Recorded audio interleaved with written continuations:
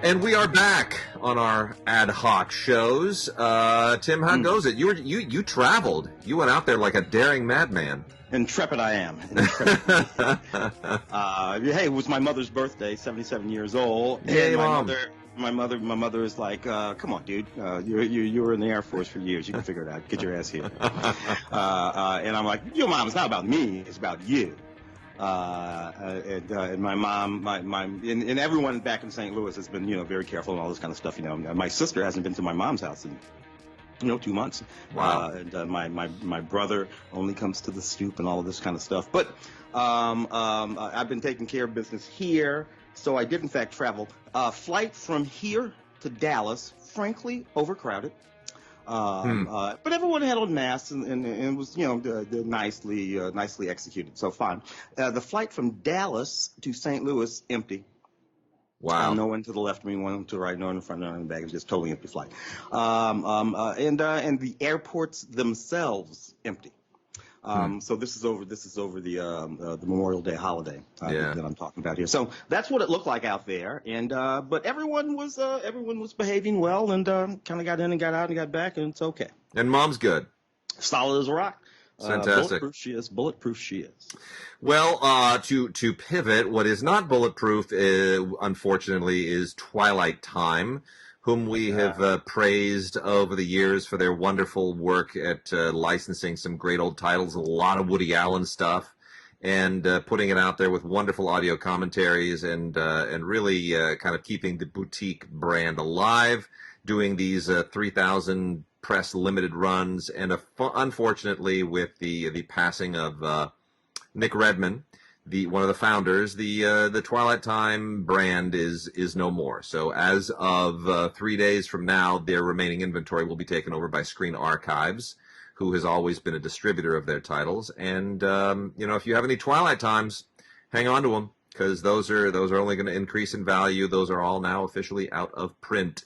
They're already valuable with those 3,000 runs. So we bid farewell to Twilight Time. Really a wonderful brand, but wonderful label. But Nick Redman's passing kind of pulled the plug on it, and it was probably inevitable. We're gonna start off not much in the way of Hollywood news generally. Just a lot of rumors as to what's going to be the future, for at least the near future, for film production. And I'm not hearing a whole lot other than what our friend Sherman sent us, which was just kind of a big pep talk from Lionsgate. That thing out of Lionsgate. Yeah. Which was a little bit ridiculous, actually. Yeah. The guidelines are going to be in flux, I think. People are not going to want to wear masks on set, and they're not going to want to quarantine, but there will be other things that people can do. But no visitors to sets. So all those nice stories for the next 6-7 months or so that you see of set visits by journalists will not happen. Yeah. Well, other places around the world are going back to work. They are, yeah. Other places you're able to shoot. So it'll start ramping up again. We'll be back to normal in no time. We'll all look back on this like a bad dream one day. So I'm going to blow through a giant pile of Kino here. Kino has not stopped. A lot of these other companies have kind of had trouble with fulfillment and whatnot, but Kino has just been burning it down like mad. And I'm going to roll through. We've got an unbelievable number of great titles here. You will not see these on Mubi. You will not see these on HBO Max. You will not see these on Disney Plus or on Criterion. These are Blu-rays that are only available through Kino, and there's a lot of great stuff here. And while you're still quarantined or looking for things to watch while production is shut down, you've got a wealth of things here. The first one I want to give a shout-out to is Me, Natalie, which is a very, very deeply personal film to me. This was made in 1969. I did not see it in 1969, but the writer of the film, Martin Zweiback, goes by the credit A. Martin Zweiback, was a very, very dear friend of mine. Martin passed about 5 years ago.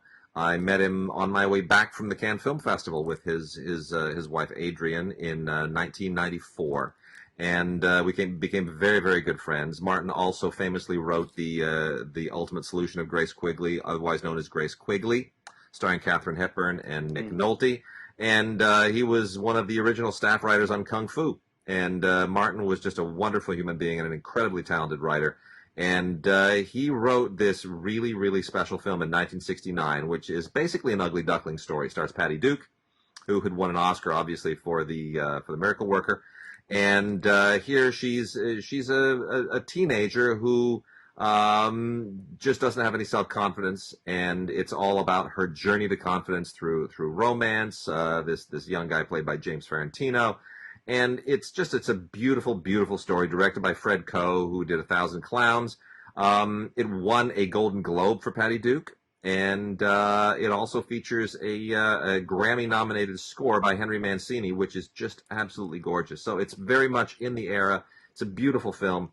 It is finally out on Blu-ray from Kino. I'm just so sorry that it can't have a commentary on it from Martin, because he used to talk about this film all the time and how special it was to him, and it was something he was really proud of. So I'm sorry he didn't live to be able to do a commentary, but boy, what a wonderful tribute to his talent as a writer. Me, Natalie, Natalie, starring Patty Duke, James Ferrantino, and some great supporting turns from Elsa Lanchester and Martin Balsam too. So really superb there.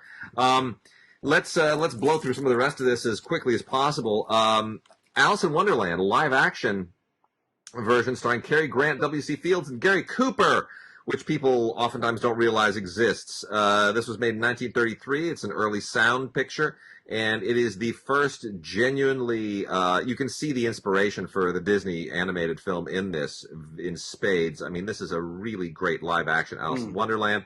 It just doesn't get enough credit. Norman MacLeod, it's really wonderful. What an incredible cast, too. I mean, Leon Errol is in this, Raymond Hatton, Edward Everett Horton, the great Edward Everett Horton, and his wonderful voice, Baby Leroy, Roscoe Carnes. I mean, it's really just an amazing cast and a really wonderful film. Finally on Blu-ray.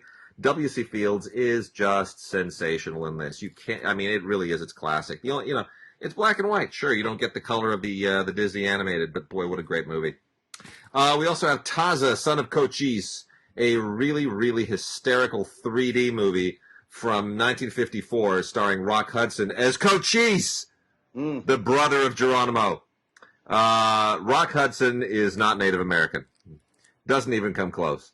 It's hilarious to see him do it. If you watch this in 3D, it's even more priceless.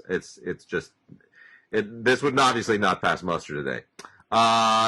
Produced by Ross Hunter and directed by, of all people, Douglas Sirk, who I'm sure would love to take this back if he were alive. This has a great commentary on it, though. David Del Valle, C. Courtney Joyner, and 3D expert Mike Ballou all get together and give you a wonderful, wonderful backstory on this. So it's a real odd film from 1954. It's not particularly good, but it is kind of significant. And Ian McDonald from High Noon plays Geronimo in this, and that's almost as funny as Rock Hudson playing Taza, son of Cochise. I should say, not Cochise, Taza. So Geronimo's nephew, Taza, son of Cochise. Anyway, you watch this thing, it's just absolutely hilarious. Gene Hackman and Barbra Streisand did a great little movie called All Night Long in 1981. It's kind of a 70s movie. It sort of belongs to the Barbra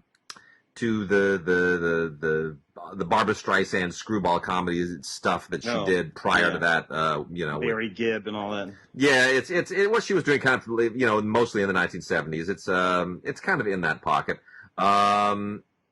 And with Ryan O'Neal and all that, it's that kind of thing. Except it's got Gene Hackman in it, who's not terribly funny, but he tries. Diane Ladd, Dennis Quaid also star in it. All Night Long, not a great film, but not a terrible film. Probably worth checking out if you are a Barbra Streisand completist.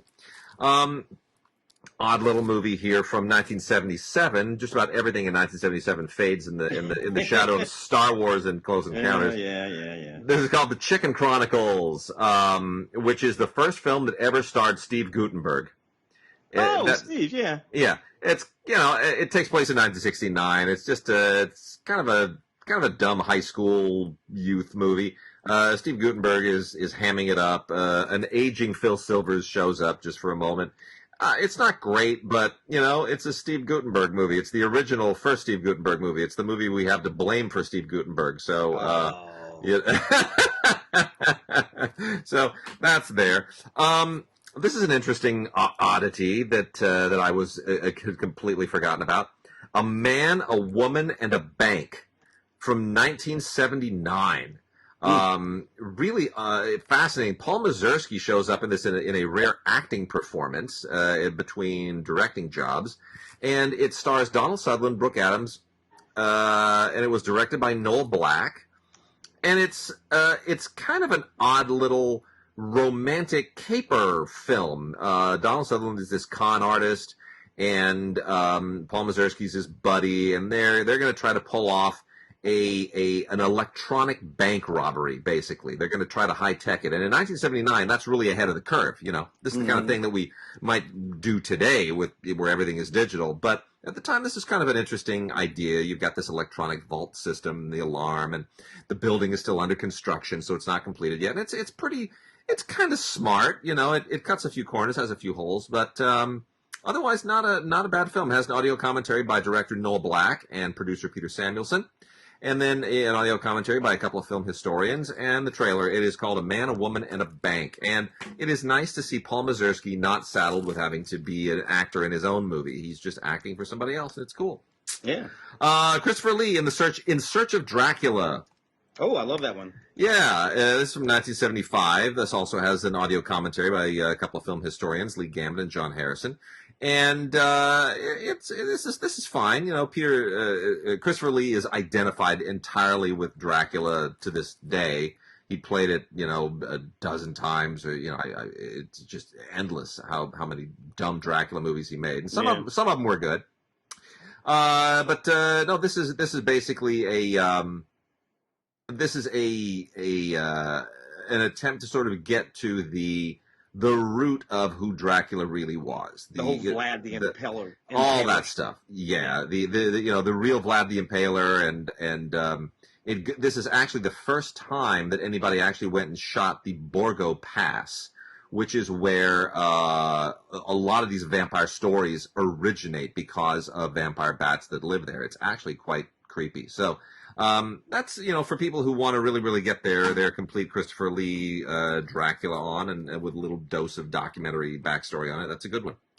Lonely Are the Brave, in honor of the great Kirk Douglas, who left us just so recently, from 1962. We were talking about 1962 when we interviewed Stephen Farber and his great book on that being the best year of in film history. This is one of those films that sort of is centerpiece to that.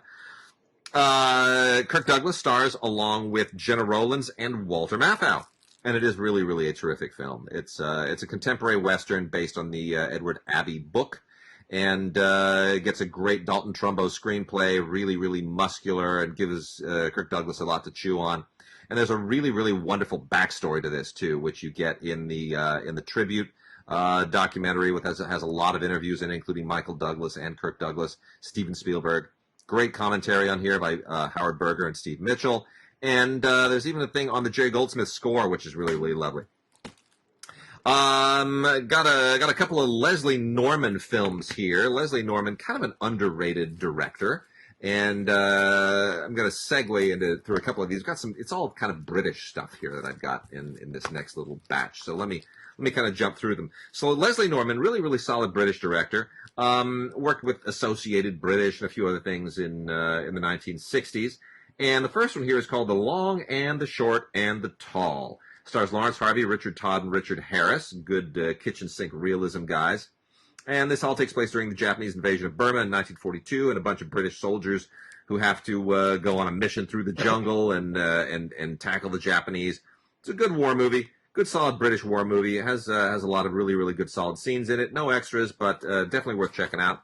The other Leslie Norman film is The Night My Number Came Up, which stars Michael Redgrave and Denholm Elliott.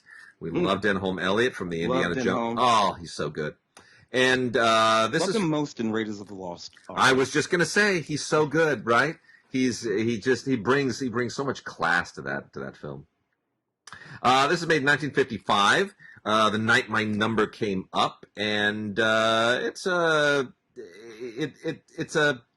how to kind of phrase this out so I don't spoil this for people. There's this is all kind of about the impact that dreams have on you, and there's a dream in here, a kind of destiny dream, a fateful dream that is relayed by a military commander, an Air Force commander, to some friends about what may or may not happen. And this is all about how that dream may or may not play out relative to the fates of all of these people.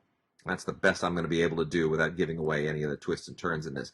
But it's a pretty smart script. Leslie Norman directed it, written by R.C. Sheriff, somebody I don't even know. Has a great commentary by Sam Dean and a trailer. Also have Michael Redgrave showing up in a Basil Dearden movie from 1946 called The Captive Heart. This is a lovely, lovely film with a terrific cast. This was made for Ealing Studios. Has Mervyn Jones, Rachel Kempson, Basil Radford. Really, really good, solid British cast from that time. Basil Dearden, of course, really, really superb director of a bunch of things, including Dead of Night and some really, really classic British films in the time. And this is one of his more underrated films. This is about a Czechoslovak army officer played by Michael Redgrave. Just buy that he's Czech for a second. Just kind of roll with it. Michael Redgrave is a Czech who pretends to be... Rock Hudson was Cochese. Yeah, I know. So he's a Czech army officer who pretends to be a dead British officer during World War II and gets caught and is made a British prisoner of war as a result. And then this gets into a really fascinating kind of an espionage twist and takes a number of turns that you do not see happening. So very sharp. And speaking of Raiders of the Lost Ark, Doug Slocum was the DP for this. So another Raiders of the Lost Ark alum. Alastair Sim, the wonderful Alastair Sim, so good in the classic Christmas Carol. And director Guy Hamilton, later of James Bond fame, got together for the 1954 film An Inspector Calls. And you can totally see why Guy Hamilton would go on to do a lot of James Bond stuff like Goldfinger, because this really has this has kind of a James Bond-ish quality to it. It's a murder mystery. And Alastair Sim plays the inspector who has to detangle all of it. It's really very sharp. It's a very, very classic British mystery, but it has a great kind of panache to it that a lot of other mysteries of the preceding era did not have. Also from Ealing Studios is Pool of London, directed again by Basil Dearden. And this has a slightly less known cast. This was made in 1951, right in the thick of that kitchen sink realism moment. And it's one of the more underrated of the Angry Young Men films, but it's probably worth really, really checking out if you are a fan. This was filmed on location around the Thames, right in the middle of London, and it's about a couple of sailors on shore leave who get caught up in a crime escapade. And didn't see it coming. They wind up sort of in the thick of all of this stuff, and all of these is the kind of gritty figures. It's got a real noir feel to it. Pool of London, really, really sharp film. Brighton Rock, directed by John Bolting from 1948, early, kind of on the cusp of the Angry Young Men period.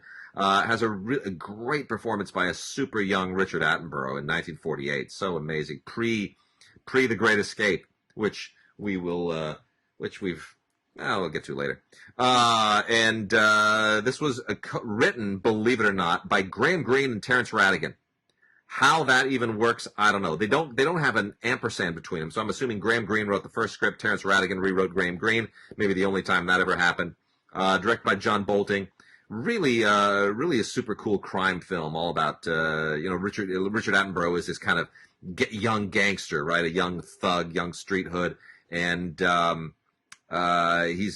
forget sometimes that Richard Attenborough was quite the actor when he was a young man. Such the actor. Yeah. And the whole angle here is that there's this young waitress who's going to testify against him, and so I won't tell you quite how this all works out, but he marries her in order to prevent that, which is there's an additional thing going on here that's really, really quite interesting. Anyway, very, very sharp. Good kind of solid British noir. I'll do a few more of these and then I'll save the rest of them for another blitz later. Let's see. Also, Jason Robards and Barbara Harris in 1,000 Clowns from 1965. Gosh, what a good year that was too. This is a wonderful, wonderful master, a new 2K master that they that did this Blu-ray transfer from. This is a fantastic film. Fred Coe, again, who directed Me, Natalie, produced and directed this in 1965, just a few years before he did Me, Natalie, and it is equally wonderful and sweet. This is based on a Broadway performance. Jason Robards was on Broadway. He stars in the film as well.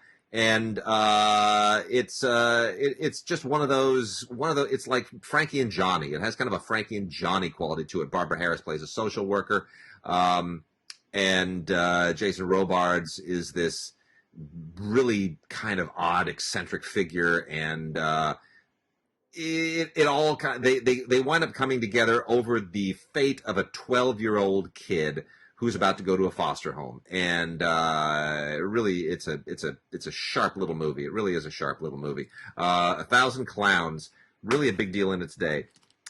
Stanley Kramer, the great melodramatic master of the preachy movie, directs The Runner Stumbles from 1979. This is like one of the last Stanley Kramer movies. I forget exactly when he died, but this is really Stanley Kramer.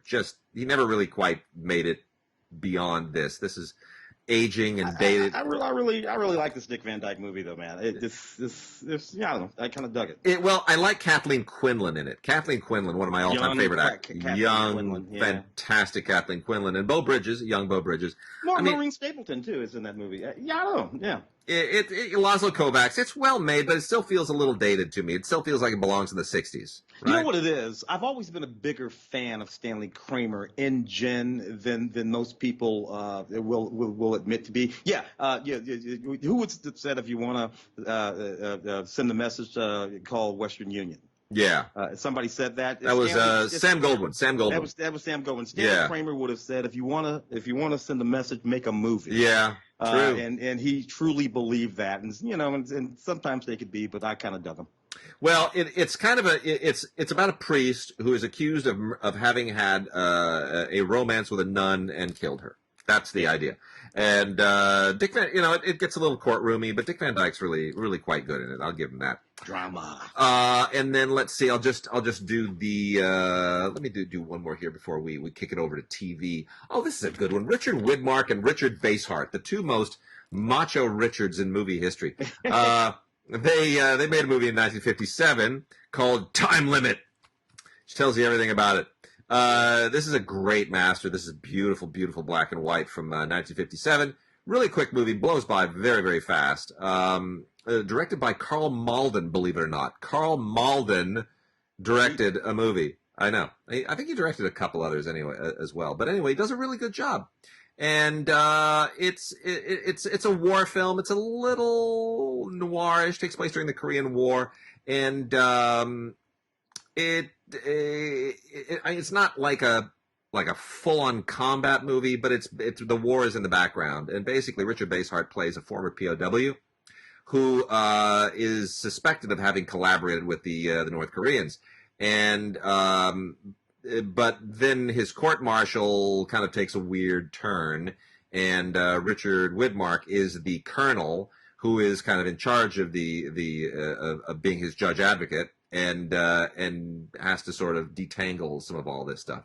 So anyway, allegedly, I'm just looking at some notes here. It's the only film that Carl Malden never directed. So anyway, it's sharp. Got June Lockhart and Martin Balsam again shows up in this. Rip Torn has a part.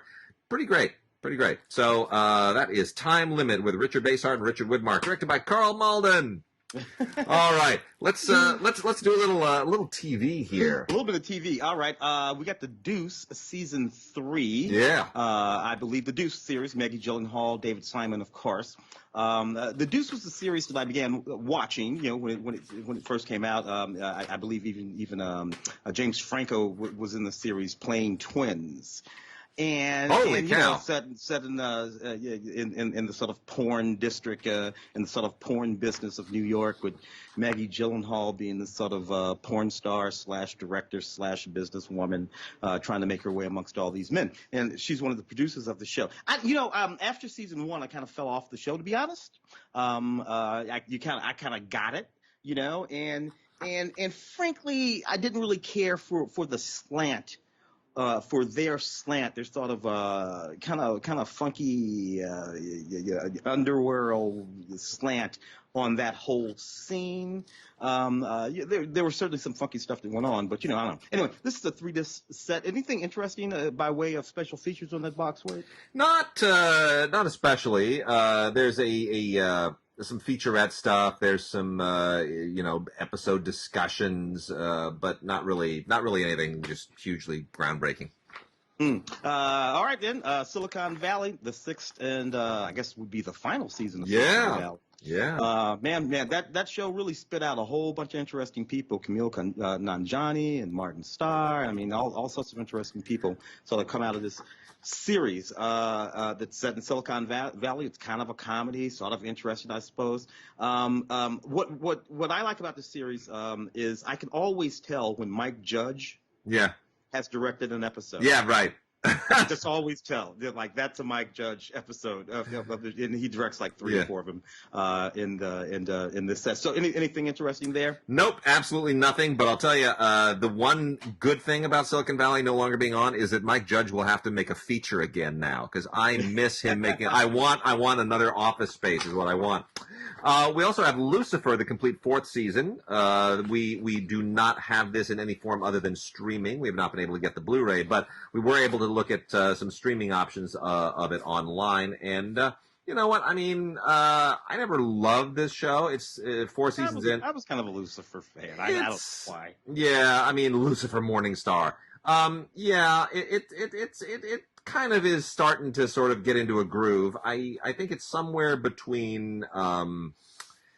It's not. They're doing a good job of keeping it away from self-parody and maintaining all of the mystical hell and Garden of Eden stuff that is sort of the backstory to it. But man, I'll tell you, at a certain point, 4 seasons in, it's awfully hard to continue to take that stuff seriously. Yeah, it's. Supernatural ran for something like I know.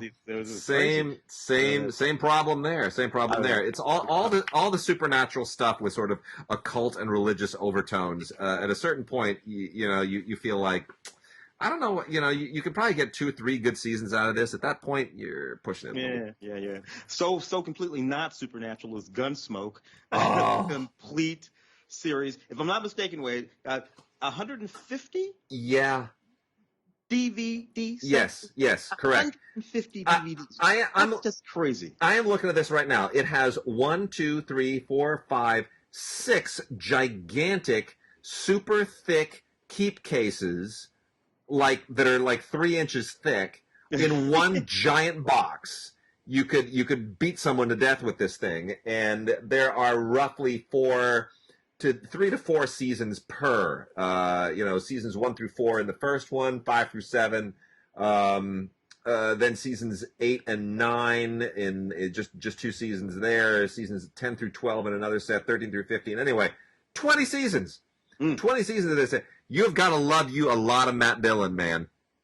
You have got to love Matt Dillon. Like, Matt Dillon and Kitty have got to just pull your chain. Like, I mean, this is a lot of Gunsmoke. The thing is, I'm certain, like, I can say with confidence that I've probably seen every single one of those episodes over the course of my entire life. My whole life, 50, almost 59 years, because, Gunsmoke, when I was a kid, had already been on for 10 years. Yeah. And my mother and all that, and I watch it and it pops up now. I'm pretty sure I've seen every single episode of Gunsmoke. You know what's fun about Gunsmoke? You watch enough Gunsmoke and you will see all of the up-and-coming movie stars of the day. That's all true. of them. Yeah. You're gonna see, I mean, not just your Dennis Weavers who were like, regulars on the show and stuff like that, but folks who you're gonna get your Bruce Derns. Oh yeah. You're gonna get your Robert Redfords. Yeah. You're gonna get your Steve McQueen. Yeah. You're gonna get all of these guys. Your Jim Gardners. You're gonna get them all. Dabney Coleman. Yeah. You're gonna get them all if you watch enough Gunsmoke. It was a rite of passage, wasn't it? If you wanted to have a career as an actor, you had to land a Gunsmoke. But when you did land that Gunsmoke, you felt like, that's it. I cleared it. I cleared the hurdle. I got it. I'm in. And you get your women too. I don't want to leave them out. You're gonna get your Suzanne Plachette. You're gonna get your Barbara Eaton, young. Oh yeah. Just playing some girl in a little tight in that bonnet or whatever the hell. It's just fantastic. So 100. That's worth all 150 DVDs. Ray Donovan, season 7, man. Yep. Ray Donovan's been around since 2013. Hell. Liev Schreiber, of course. I dig Ray Donovan. What I really like about Ray Donovan is not so much about this guy's sort of South Boston thug comes to Hollywood, becomes this fixer guy to celebrities and this stuff and that other thing. It's interesting in that sort of way. But the thing about Ray Donovan that always bugged me a little bit is that Ray Donovan, he's not a particularly likable guy. Right. He's kind of an ass. Yeah. Right. And that's kind of cool. That's what they do with it. Anyway, season 7. Anything on that box, man? There is. Let's see. There's just a couple of featurettes. That's it. Dash Directs and Deconstructing Ray. That's it. Just a couple of featurettes. Nothing else. So. Did you have this World War II drama series, PBS here? I think The World on Fire. Is that one of the boxes we have? World on Fire. Boy, let's see here. I do not see that. Is that out this week? I don't know if that's out this week. Because I thought it'd pop up on the list. Interesting series, but if it's not, we'll just hold on to that for a minute. Yeah, and there's a lot of stuff that's been requested and we have not gotten, and I'm still trying to sort of manage all of the, what's expected and what's gotten here in a timely manner, and it's.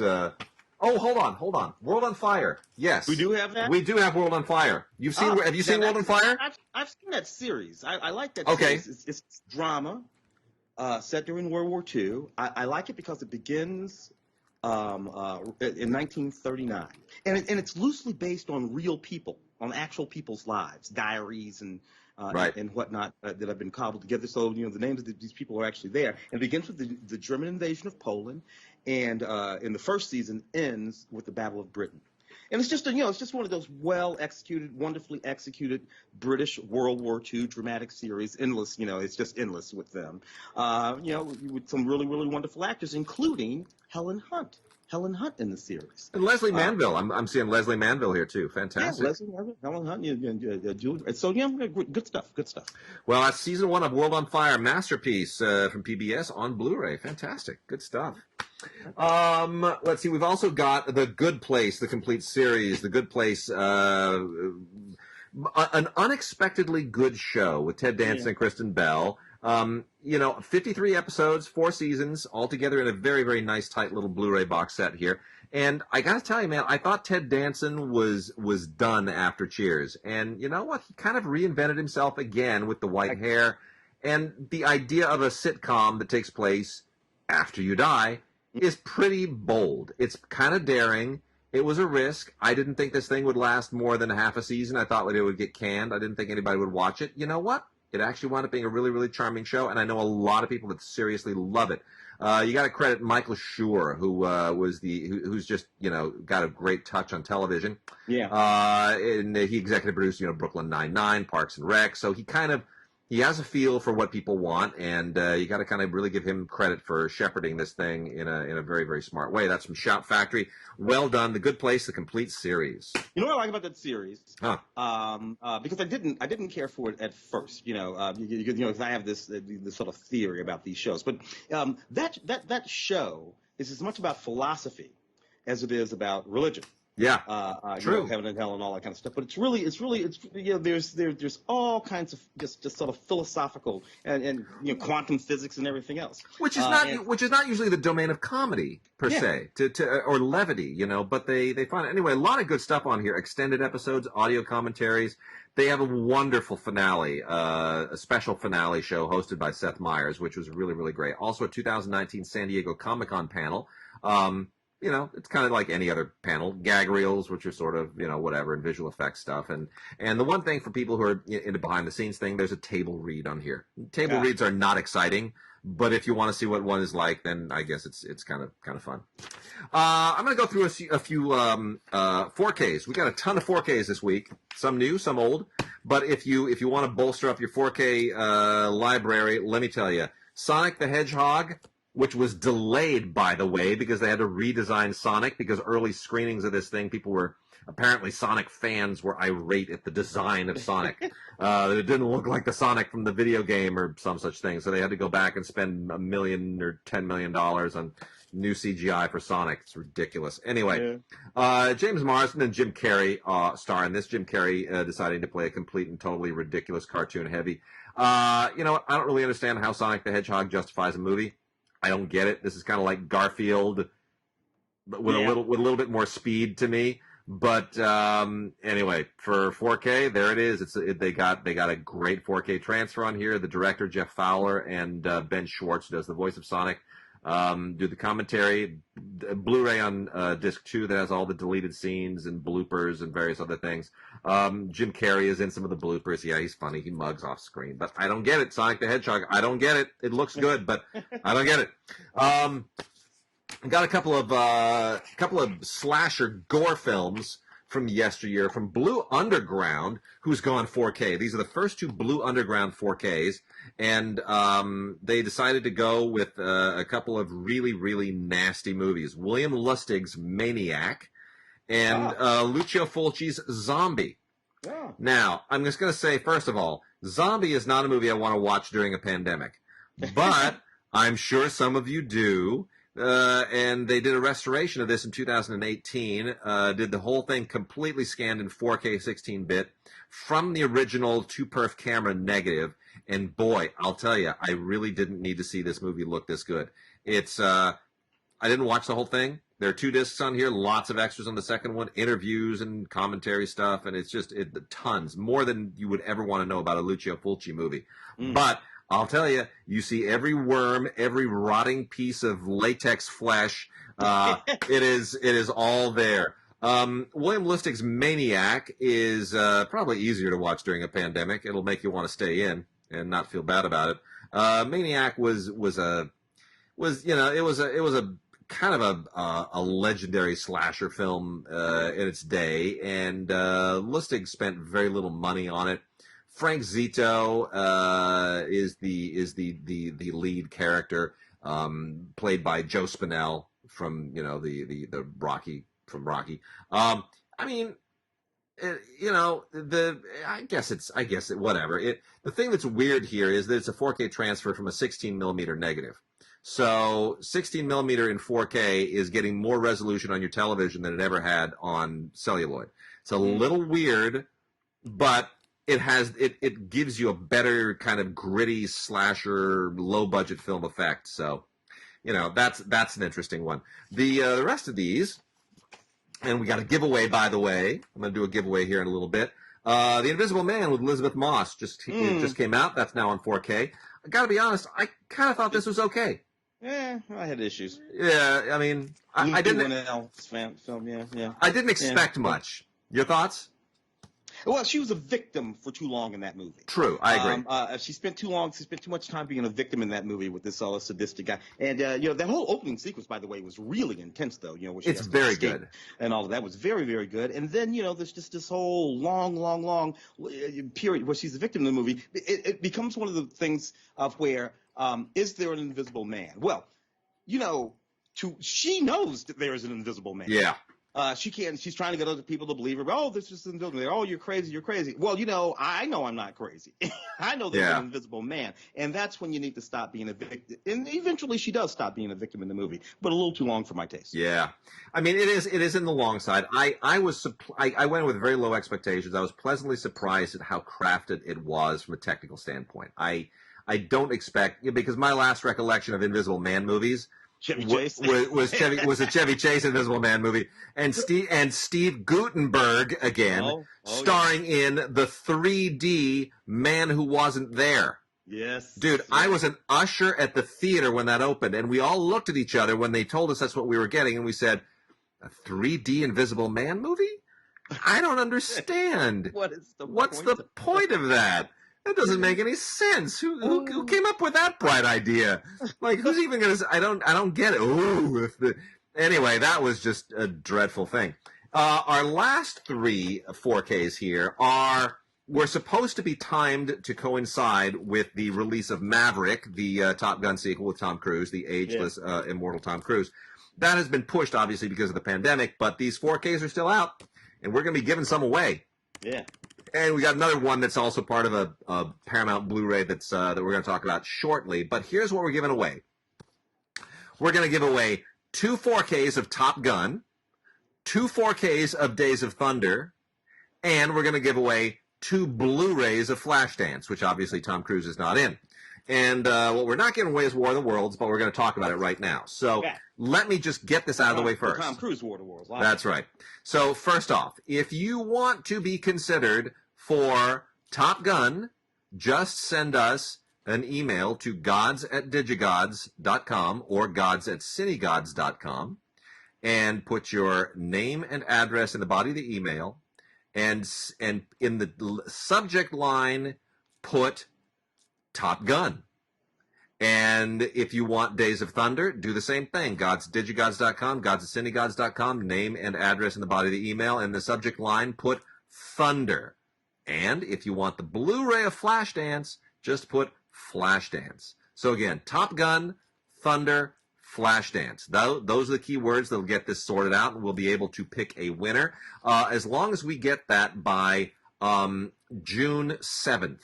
June 7th is the cutoff date. If it's date marked and time stamped on June 7th, we will be able to get this to Paramount, and we will have a winner. But anyway, let's talk about the 4Ks, or a couple of winners for each of these. We're giving away 2 of each. Top Gun. First off, all of these look amazing in 4K. 1986. Oh my God, I love that movie so much. The Paramount transfers of these are superb in every single way. Reference standard HDR, really, really looking terrific. This is as good as 4K gets. I'm going to say this: Top Gun. I worked at the theater when Top Gun was released. Looks better than it looked in the theater. They've done a real number on it. Tom Cruise, so young. Honestly, I hated this movie at the time. I kind of have a nostalgic attachment. But you're a military guy. You were in the Air Force. What can I say? But, and drove recruitment to the Naval Academy, that movie, for years after that. All these guys wanted to be Top Guns. Well, completely ridiculous. It happened. I will say, watching all the extras on here, all the featurettes, watching it's still, you know what, Tony Scott, man, he killed it. He really, really killed it. It totally holds up. It's a better film today than it was at the time. I totally concede. Days of Thunder, I also think is a better film. Yeah. I hated this at the time. I hated it at the time too, but particularly if you consider racing movies recently, what's the one that Ron Howard did? It was really good. Rush. I watch Rush, love Rush. Watch this, love this.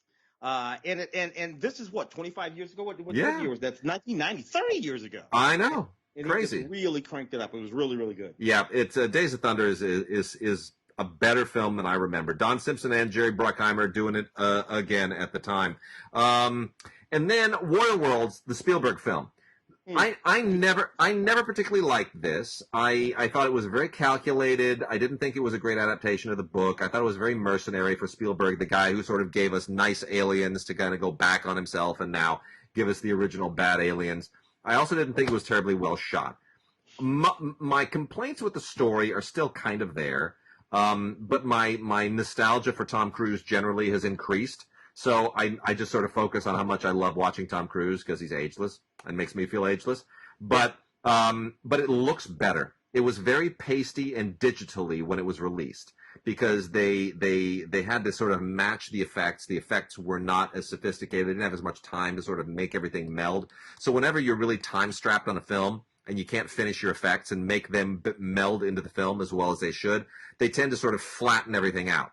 They sort of attack the color and they attack the depth so that the effects don't look as bad. And everything's a little gritty. This is much more polished. All of those problems go away in 4K. I give them all the credit in the world. They did a really good job of that. They really paid attention to it. And, great score, great sound mix, that movie. Dakota Fanning, absolutely outstanding in that movie. It has almost nothing whatsoever to do with the H.G. Wells, correct. And I just thought to myself, why? I mean, other than War of the Worlds, why not just call it Tom Cruise's Alien Invasion movie? Yep. And then you just make that movie, exactly as it is. And I always hated that scene with Tim Robbins too, by the way. But just call it, the Tom Cruise and call it a different name. Don't call it and just don't do that. Yeah. Then I will dislike it a little bit less, but that's what it is. Tim, let's talk about these four Paramount Presents titles, Flashdance being one of them, which we're giving away. But let's talk about these just for a second. Paramount Presents is a new line of Blu-rays of classic Paramount titles. You got the first four here, and it's an interesting collection of films. They've come out with... there's King Creole, which I have to that's one of them, right? That's one of them, yeah. I mean, Elvis and King Creole, which I thought was so odd. I mean, Flashdance and Fatal Attraction, I totally get. I get why that. And To Catch a Thief is sort of the only classic Hitchcock film that Paramount has. The others are all Universal or Warner Brothers in one case. So To Catch a Thief, I get it. That's their Hitchcock. They want to shine a light on that. Why do you think they would go with King Creole? Well, King Creole is actually kind of a gritty Michael Curtiz film. It's dark. It's dramatic, and there's a certain amount of foreboding in that movie. Plus, it's Elvis Presley's best acting performance. This and Blazing, what was it? Flaming Star. Flaming Star. That's right. That's right. The Western. Yeah. The young Elvis Presley, before he went to Hawaii and started doing all those movies, that young Elvis Presley was as good as James Dean. He's James Dean. Good in this movie. There you go. Well, I gotta say, what I really enjoy about this movie is Walter Matthau was a badass mobster, badass criminal guy. But still, I mean, it's true. It is gritty, but they're not playing up the gritty part of it. The cover of this has Elvis holding a guitar and a girl in a banana bikini. They make it look like it's Viva Las Vegas, but that it is not. It is definitely a grittier Elvis film, but definitely unusual. And you can also do direct song playback on that. To Catch a Thief, I want to lay some love on for a second here too. To Catch a Thief is such a good film. It's a Cary Grant film, directed by Alfred Hitchcock, and it has an absolutely to die for Grace Kelly in it. Now, Grace Kelly, of course, acted for Hitchcock in Rear Window. Cary Grant, was was of course North by Northwest. Put them together in here, and it's not one of Hitchcock's best, but it's so fun. And dude, that cat burglar. That's not even a word. That's not even a thing anymore. In Monaco, it's just lovely. It really is. It's a lovely, lovely film, and Grace Kelly is just so great as this heiress, and it's a really, really sharp film. They did a great transfer of this. It's a wonderful, wonderful film to rediscover if you've never seen it. Cary Grant just ageless, and there's some scenes in that movie that are just so incredibly beautiful. And when they're in the flower, market, it's just extraordinarily beautiful. And then the last two here, Fatal Attraction and Flashdance. Adrian Lyne, man. I was a big fan of Adrian Lyne for a long time. This and Jacob's Ladder. He sort of ushered in a style. That was sort of the thing there for a moment in the early '80s, and this would be exactly that. Yep. And he did. I mean, with both of these films, and they're very different too. Even though they have that '80s style, Flashdance, gave us Jennifer Beals, and it's this wonderful sort of coming of age story of this dancer. It's kind of like the female version of Saturday Night Saturday Night Fever. It's a little bit of that. Girls, women, young ladies were wearing sweatshirts with the cut off. Yeah, it literally created that. Yep. Suddenly being a stripper became not such a seedy thing to do. It became like, strippers. Yeah. The strippers are fabulous. And look at where we are now. And so, it's a thing, man. And Fatal Attraction has an Adrian Lyne discussion of the film on it with all of the original special features, his commentary, the alternate ending, that famous alternate ending, which audiences hated, so they had to go back and shoot the creepy one. And then with Flashdance, there's also a new Adrian Lyne feature where he's looking back on it, and then again all the original featurettes from that. No commentary, however, on Flashdance. Nothing from Joe Esterhaus? Nope, nothing from Joe. I used to love hearing from Joe. Joe was an interesting guy. Let's see, where else do we want to go? Do we want to hit the Criterions? Knock these Criterions out, and then I'll grind through some of these Kinos again. Get back to the pile of Kinos. We got 4 from Criterion. The Great Escape, which has again a young Richard Attenborough in it, along with Steve McQueen and James Garner and Donald Pleasance, and it's an all around great movie. I fell in love with The Great Escape all over again watching Once Upon a Time in Hollywood because of all of that stuff with Leonardo DiCaprio. You know, were you the original guy instead of Steve McQueen? Yeah, and then they have those great recreations of him in The Great Escape. I thought it was fantastically fun. So Criterion has given us The Great Escape. It is an absolutely wonderful transfer. This film is almost 3 hours long. It blows by like you can't even imagine. It is just fantastic. John Sturges looking widescreen photography. It's just absolutely wonderful. It's just wonderful. John Sturges, one of the great widescreen directors of all time. The Elmer Bernstein music is so memorable. I love this movie. It comes with gigantic piles of extras on it. You can't even believe. There's a new interview with our colleague Michael Schragow, who really, really lays it out. Michael's a terrific guy. There are a couple of audio commentaries. The original 1991 from John Sturges and Elmer Bernstein, which is great because neither of them are with us anymore. And then the other one from 2003 with James Coburn, James Garner, and Donald Pleasance. They are both absolutely terrific. You'll watch this film 3 times, once without and then once with each of the commentaries. There's also a 4-part 2001 documentary about the actual real-life escape that inspired the film, and it's almost as good as the film itself. It's riveting, and a whole bunch of others here, interviews and documentaries, and it's just beyond belief how good. This is one of the best Criterion I've seen in a long time, in terms of the extras at least. Dance Girl Dance. Oh, directed by Dorothy Arzner. This is girl time. Dorothy Arzner directing Maureen O'Hara, Lucille Ball, and Lewis Hayward is the token guy. In 1940, a film totally worth rediscovering. This was made for RKO at the time. And Dorothy Arzner, unfortunately, kind of forgotten, but boy, what a great way to resurrect her career and her reputation with this fantastic film.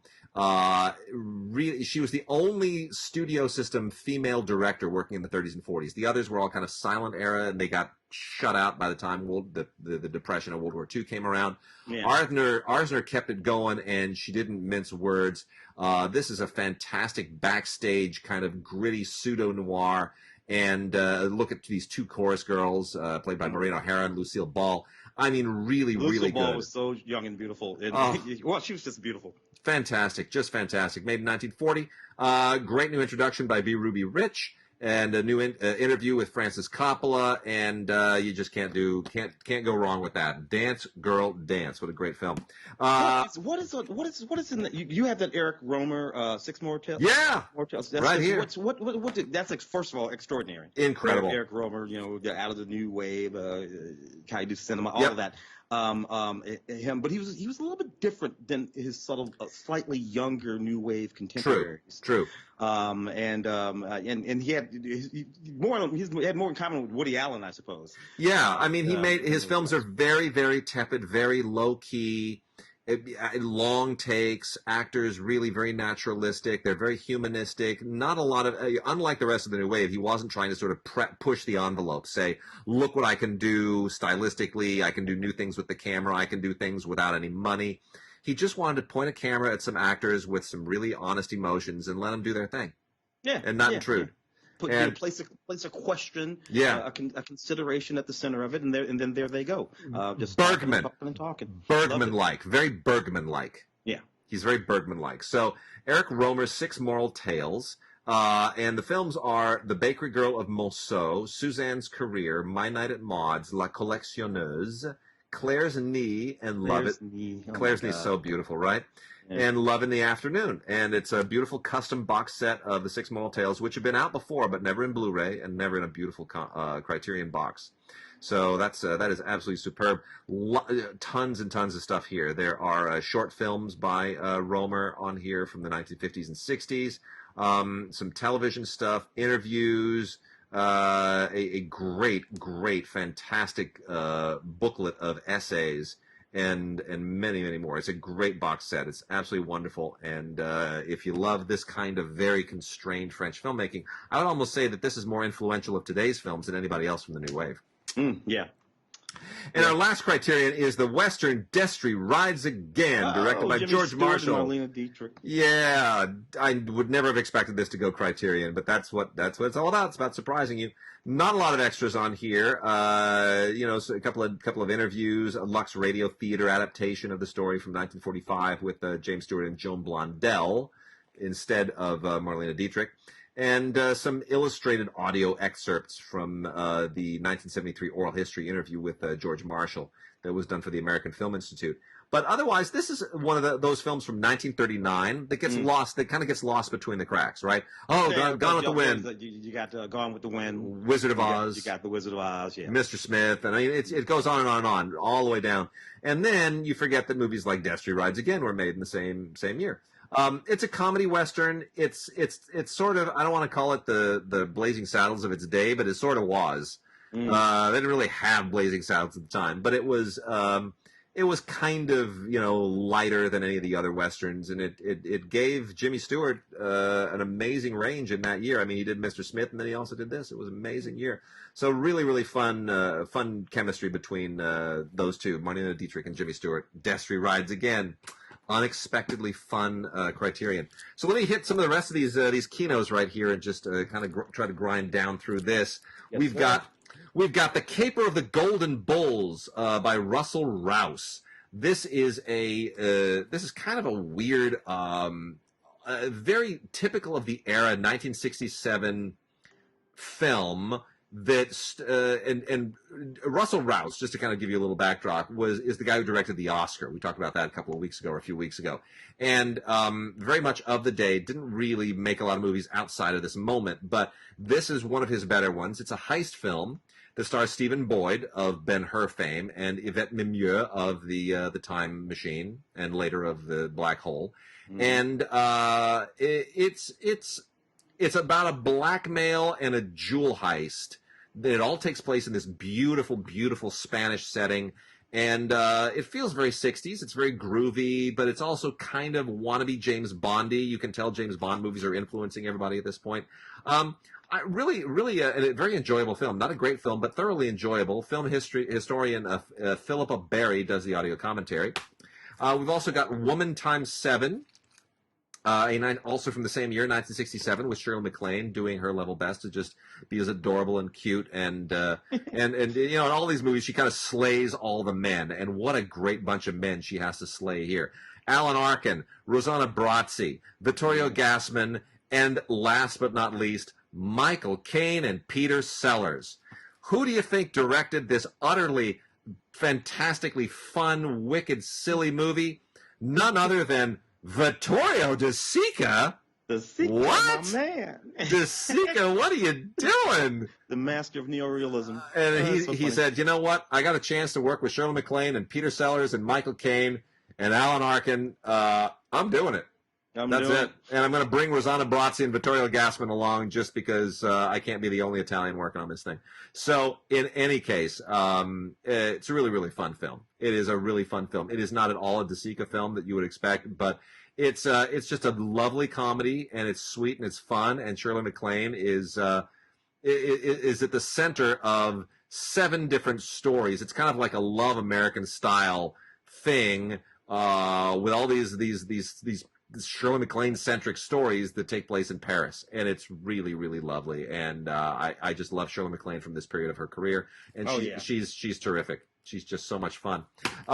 Murder, He Says, not Murder, She Says, Murder, He Says, with Fred MacMurray, along with Helen Walker and Marjorie Main, 1945.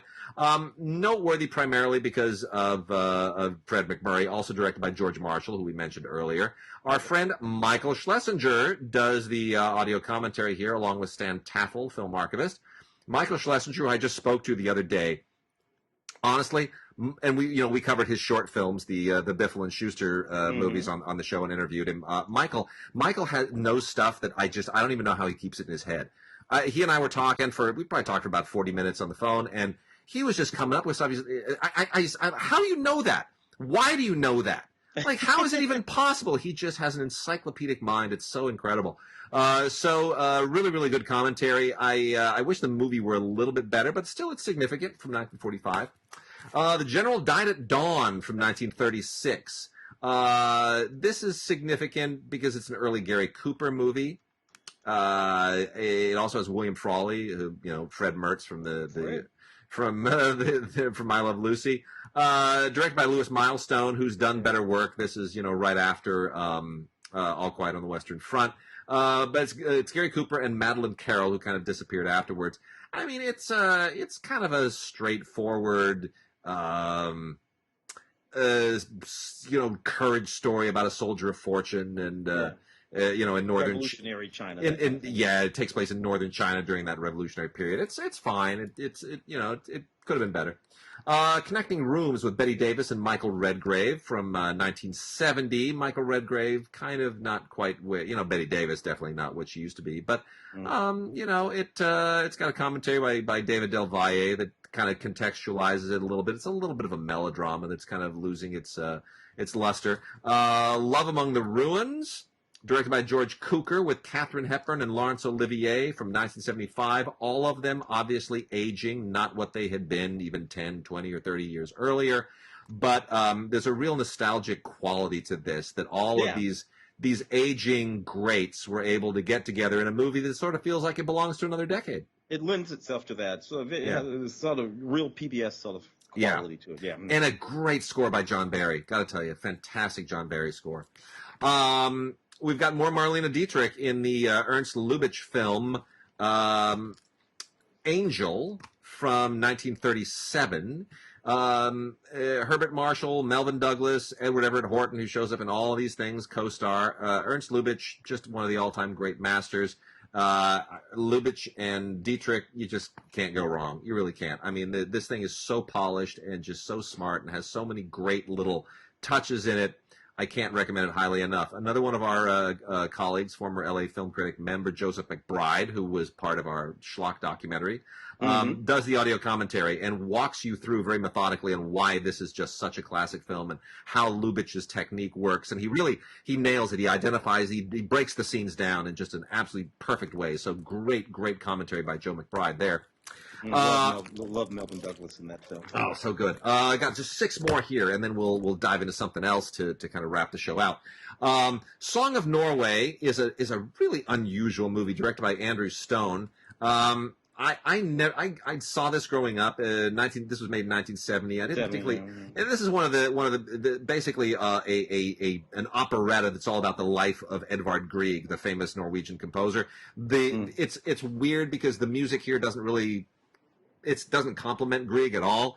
This is more of just a kind of a regular operetta of the period, like Die Fledermaus and a lot of those things. But it's kind of, it was great on stage, and as a weird kind of throwback 1970s artifact, it's got a strange sort of kitsch to it. I don't... Edward G. Robinson just not... He's not. But you know what? It's a weird movie. It's a really strange movie with the music and... Things don't quite work, but I don't know. It's okay. It's got the commentary is sweet, and it's. So that's Florence Henderson. Is that before 1970? Is that before she became Mom Brady? No, that's after. It's after. After Mom Brady, which also makes it weird. That also makes it weird. Cattle Annie and Little Britches with Burt Lancaster, John Savage, and Rod Steiger.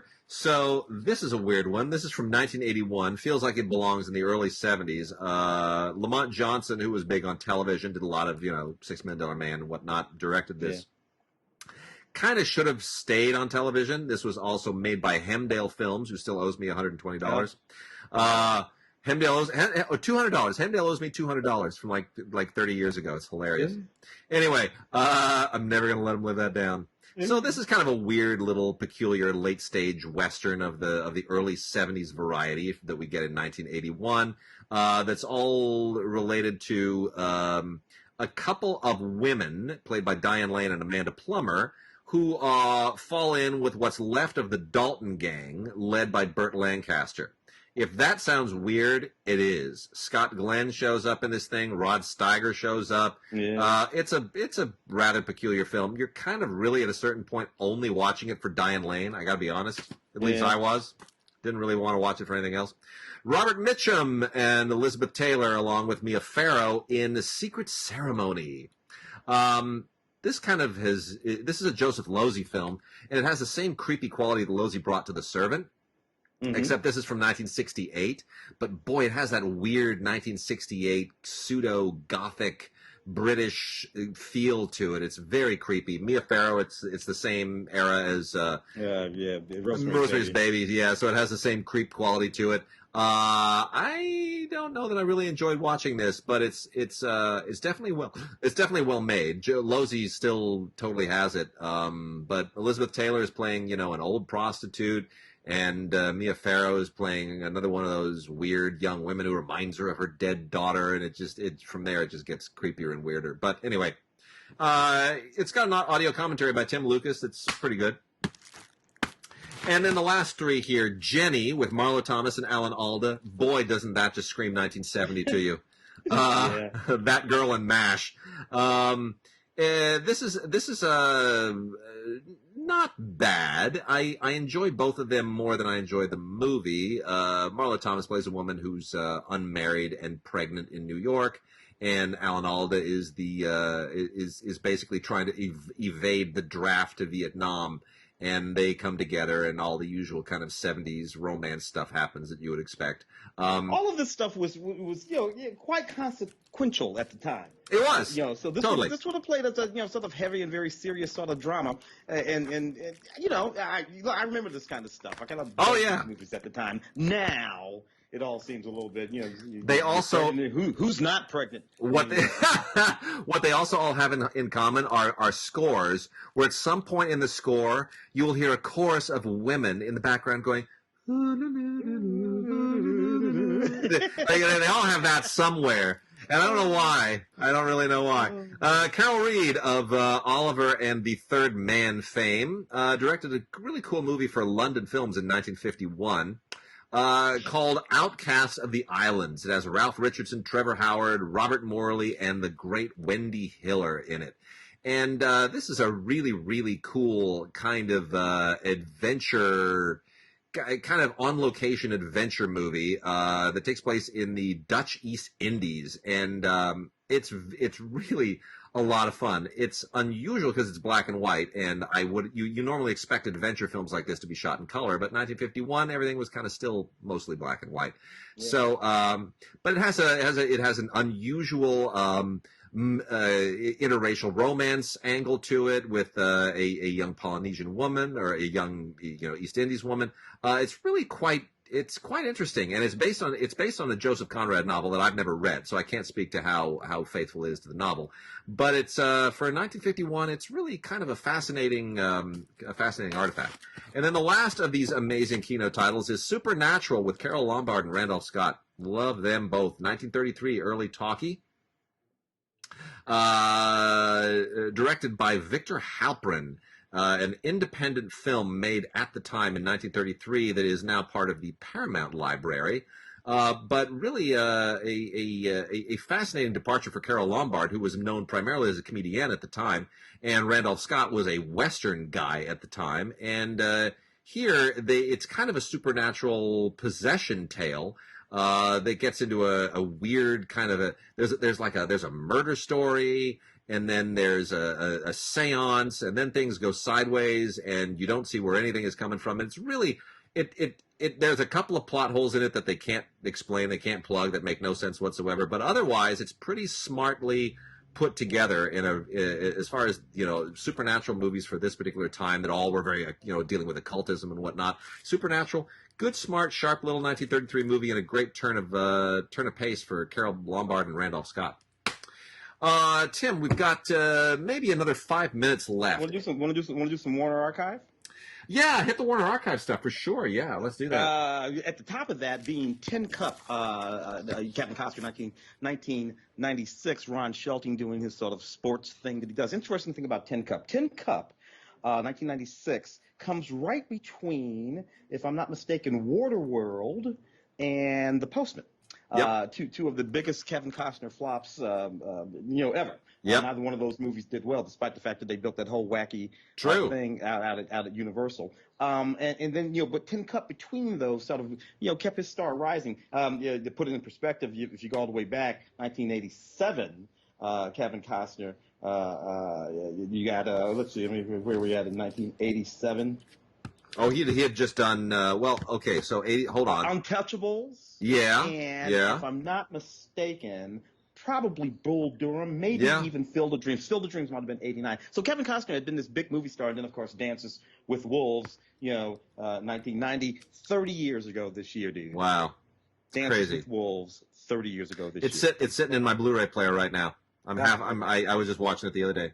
It's what I do. Anything on that Tin Cup DVD? Nah, not really. Yeah. No, it's just Tin Cup, just a Blu-ray of Tin Cup. So you gotta love it, and that's all you get. Ron Shelton. Yeah. I've seen him at the market. We also get Van Johnson, Martine Carroll, and Herbert Lom, the wonderful Herbert Lom, who never gets enough credit for his movies in Action of the Tiger. Terrence Young film. Yeah. You know what? I mean, Van Johnson, even when he was aging, and he's aging not terribly well here, but he's got a real great, this is about a mercenary itinerant sailor and around the Mediterranean and the area of Greece and Albania. And, he's not a bad guy, but he plays a heavy really, really well, especially when he's older. And Sean Connery shows up in this too, which I thought was hilarious because Terrence Young and Sean Connery would do Dr. No just a few years later. So it's funny that they made this right before that. But yeah, Action of the Tiger, good, sharp little kind of unusual turn for Van Johnson with a young Sean Connery in it pre-Bond.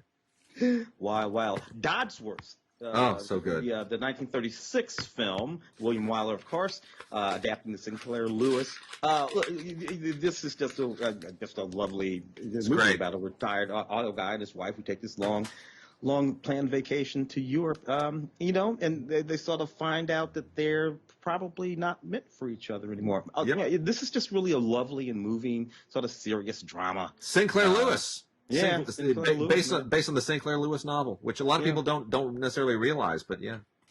Walter Houston and Ruth Chatterton, lovely movie. Mary Astor's in that movie too. David Niven's even in that movie. I know, it's crazy, the people that show up in these things. One of my all-time favorite performances from my all-time favorite actress is in Inside Daisy Clover.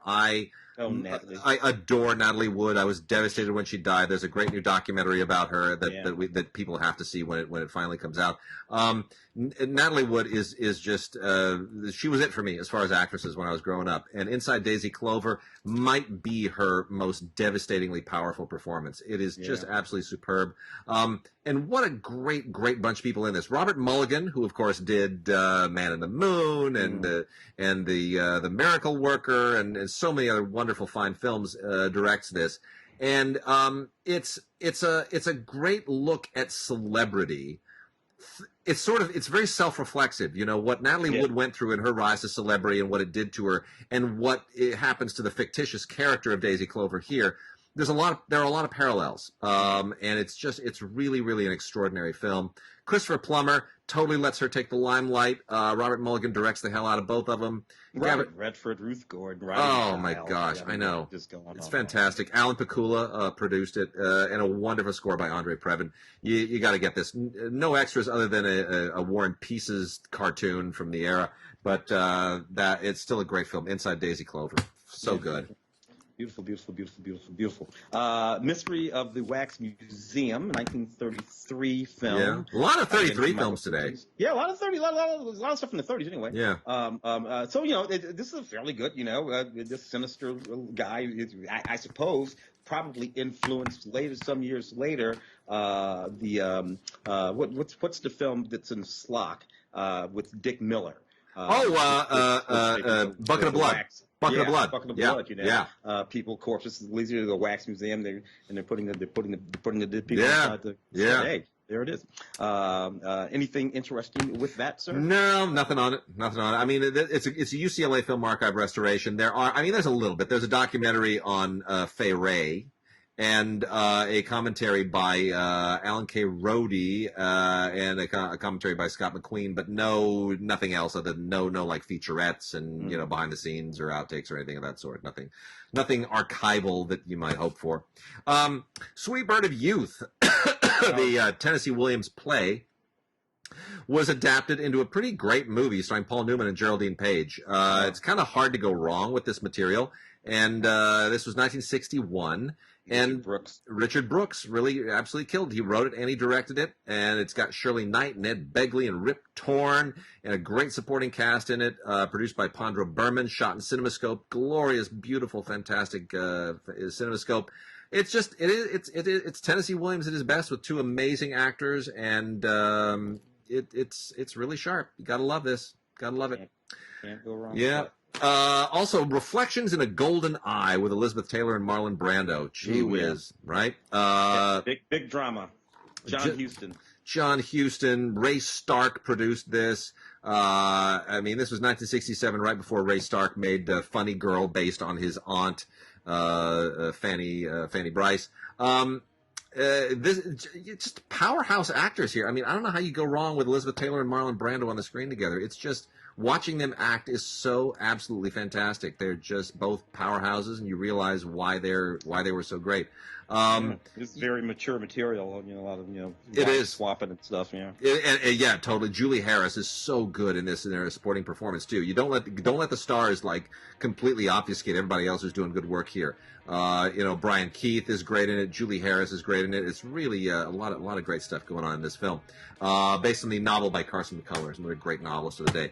And the last one, Rachel and the Stranger. Oh yeah, so sweet, right? Robert Mitchum, young William Holden, and Loretta Young for the great producer Dory Shari. Directed by Norman Foster, but it's a Dory Shari. Dory Shari was a really powerful producer at the time. Yeah. Waldo Salt wrote the screenplay, made in 1948 for RKO. It's just beautiful.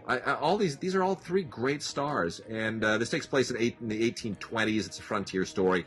You can kind of put the math together. Take the 1820s frontier story: Loretta Young, William Holden, Robert Mitchum. Who gets the girl? That's it. That's all it is. It's pretty great and a lot of fun. So, based on the story Rachel by Howard Fast. Well, that's it this week, Tim. Yes. Stay well. We're starting to see good numbers here in LA and California. They're starting to loosen things up statewide and in the county. So let's hope we can see each other's faces in the flesh at some point soon and get back to normal. With that, we are still doing shows ad hoc, everybody. So, we will be back, not necessarily next week, but possibly the week after. Depends how things with fulfillment on DVDs and Blu-rays loosen up. Otherwise, be well and pay attention to a lot of the good stuff that's out there on Criterion Channel and Shout TV, and HBO Max launches today, literally. Yeah. So there's a lot of great classic Warner Brothers and MGM stuff on that as well. So a lot of stuff out there to keep you happy in movie world while under quarantine, wherever you are. And otherwise, we'll be back, and we'll see you in a couple of weeks. Sounds good.